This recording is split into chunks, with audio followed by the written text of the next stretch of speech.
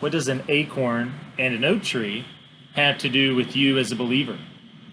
That's a question that Max Lucado brings up in his book, one of my children's favorite books to read, The Oak Inside the Acorn.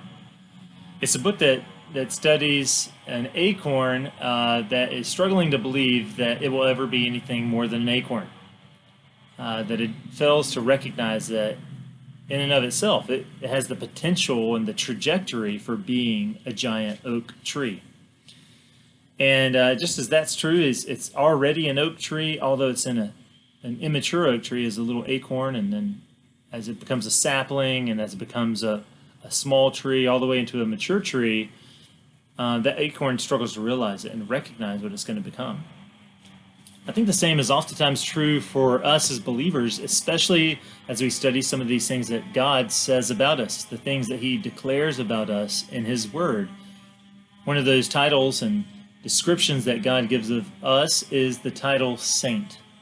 Saint. Now, D.T. House taught on this similar theme, that of holiness, just last week. But this idea of saint means Holy One. How can God call you and I holy ones? You and I know from our own experience, our own analysis of our very own lives, that we do not live holy lives, that we oftentimes stumble, that we fall into sin and temptation, and that we do not live pure and undefiled lives. Instead, we don't live as saints. And yet, the Lord calls us saints. He declares that about us. We see that in the beginning of most epistles. Paul, Peter, others begin their epistles by writing to the saints in Ephesus or to the saints in Rome. And so believers are called saints. Now there's a sense in which, just like that acorn really is an oak tree, although in an immature form, that you too are a saint.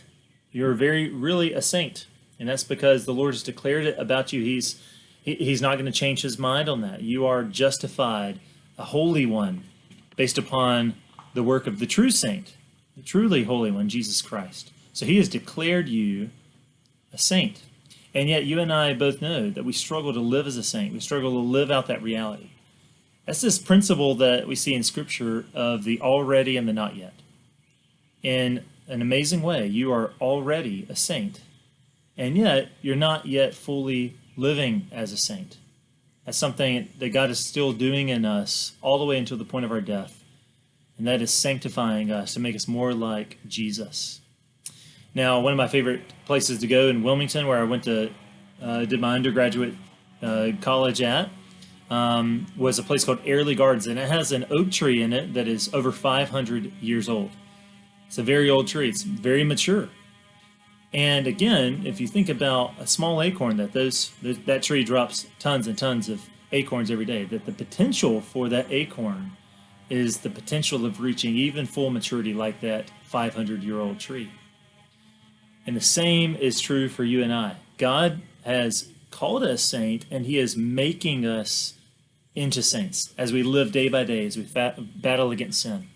And so as you read over the devotion today, I pray that you would be encouraged as you grow as a saint, that you would not lose heart as you battle against sin and temptation. Have a blessed day.